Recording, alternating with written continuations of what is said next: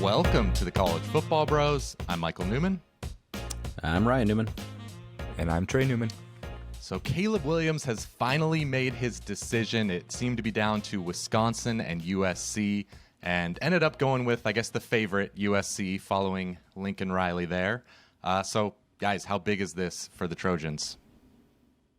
I think it's huge, and I'm really excited. I know, Michael, you are clearly by the shirt you're wearing.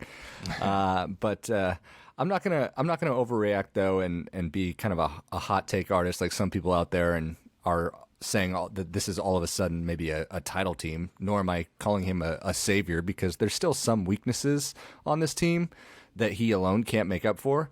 But what this does is gives USC a much higher floor going into 2022. I mean, even with all the fanfare that Lincoln Riley brings, like if he kind of came out of the gate with a underwhelming first year, it could have been a little bit harder for him and SC to climb out of the quote-unquote hole that they're in. Maybe a couple less recruits or elite recruits would come in 23, but just because, you see nowadays how the narrative and media can change so quickly. But the other thing that Williams does is bring more national relevance to SC and the Pac-12. Like, if I'm a Pac-12 fan, honestly, I'd have to be happy. Like, the conference needs some juice. Having a national brand like USC with a stud like Caleb Williams, I think it can only help everyone in the league. Yeah, I think that's kind of one of the main points for me, was just like how much attention that it's going to bring. But then if you can want to, for it's such a delicate game where if you're a coach, and like it's such a fine line between being a failure and being a total success. So if like every little difference matters. So if you don't get Caleb Williams here, maybe you're off to a little bit of a slow start next year if you're Lincoln Riley, and that could be the difference between him being a failure or success at USC. So every little bit matters, and like Trey said, the floor is much, much higher now.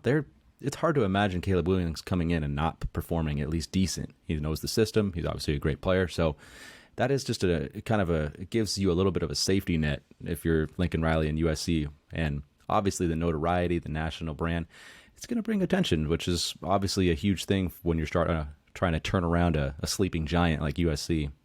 Yeah, if USC still had Jackson Dart on the roster, it would still be a huge addition to bring in Caleb Williams, but not as big.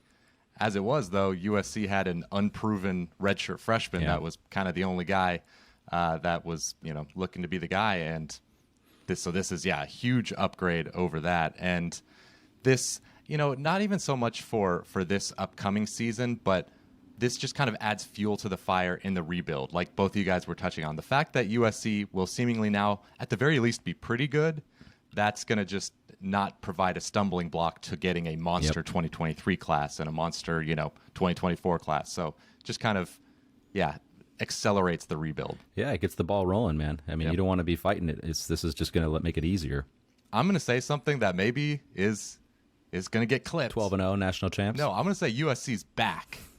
But when I say USC's back, though, not in terms of competing for championships and being on the level of Alabama and Ohio State, but as far as recruiting allure, I think USC is back right now. I think it is going to be for the next not Clay Helton foreseeable anymore. Future, USC is going to be finishing top 5 or so in those recruiting rankings. You would think they'd absolutely clean up. I don't see why they wouldn't. I mean, they're already off to a good start for next year, but for sure. I mean, it's a destination spot, no doubt. Okay, our next question is the one we want the viewers to weigh in. If you're watching this on YouTube, weigh in the comments. What should be the realistic expectations for Caleb Williams and USC immediately in 2022? Right. Did I say you see a lot of things earlier. If I did, my mistake. I don't know. Yeah, Anyway. It's hard to know.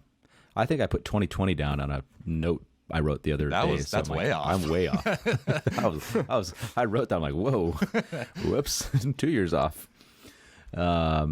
Anyways, so yeah, I think you see a lot of people, statements on Twitters and whatnot, and that they're kind of, some people are getting a little crazy. We're like, oh, this is all of a sudden going to make USC a Pac-12, legit Pac-12 title contender and maybe even a playoff contender.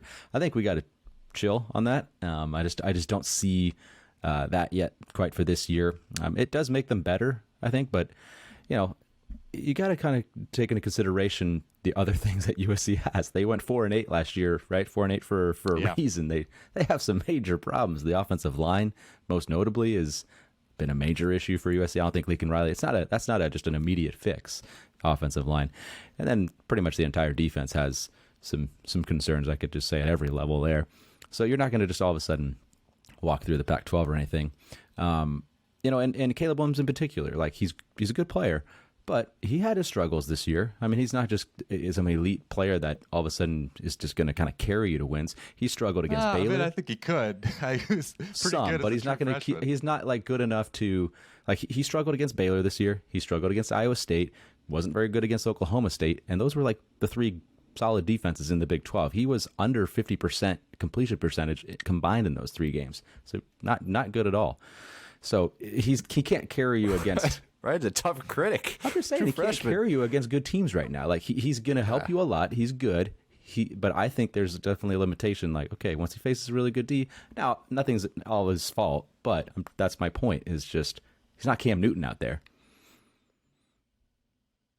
I guess so. Sorry, I think Mike. I'm trying to temper your expectations. No, here. yeah. I mean, he's a top 5 quarterback in the country, so I would take that. Arguably. Yeah, of course it's arguably, but I would argue that. But anyway, I might argue. But I do agree with your overall general point that this is a roster that is not all of a sudden everything solved by Caleb Williams coming in. Like, and even with the additions in the transfer portal, there's been a few really good players that USC's gotten, but there's also been some players that were transferring for a reason, weren't starting at their previous school. So I think the perception out there is that USC has all of a sudden created this all-star team and just poached the greatest players from around the country. And that's not quite the case. There's still a lot of work to be done in rebuilding this roster, especially defensively. The defense was bad last year.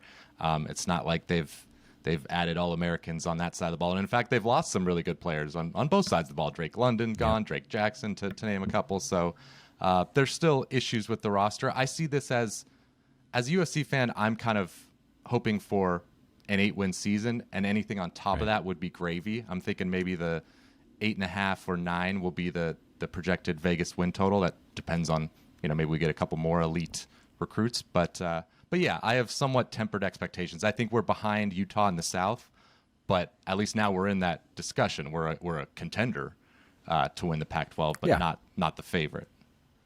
Correct. Well, especially with the Pac-12 next year doesn't have like a juggernaut. Utah will be one of the favorites, but they lost some pieces. Oregon has kind of a new regime. They'll be good, and on their USC alone, their schedule, they avoid Oregon and Washington up in the north. So not sure you want to avoid Washington now. Yeah, but still, you wouldn't. Going to Seattle isn't always easy. But no, that's true. But they have the way the schedule sets up. They have a chance to kind of start the year pretty well, kind of get the ball rolling before they get into the meat of their schedule. But Michael, you said that 8.5. I was kind of thinking I didn't want to put a number on it, but I was going to say kind of the 8-4, 9-3 range, and sure they could win 10, but I'm not confident enough at this point. I kind of want to dive into the other moves that they make in the spring and see how spring ball goes with some of the other programs. But either way, like even if it's only 8 wins, like there is just so much positive momentum that Caleb Williams brings, and I think it's great for them. Yep, and we'll see what happens after spring ball. There could be some other great players entering the transfer portal, and suddenly I think USC is even more attractive if you're a receiver or really any position. So great news for my Trojans. I'm excited. Let us know, again, in the comments your expectations for USC next year. And that'll do it for this episode of the College Football Bros. Be sure to subscribe because we're going to have a couple recruiting episodes coming out on Thursday, the winners and losers from the 2022 recruiting cycle. So we'll see you then. Fight on, Mike. Fight on. You've been watching the College Football Bros. Be sure to subscribe here on YouTube and in your podcast app for college football content all year round. For bonus episodes and access to our Discord chat, join our Patreon at patreon.com/collegefootballbros. Thanks for watching.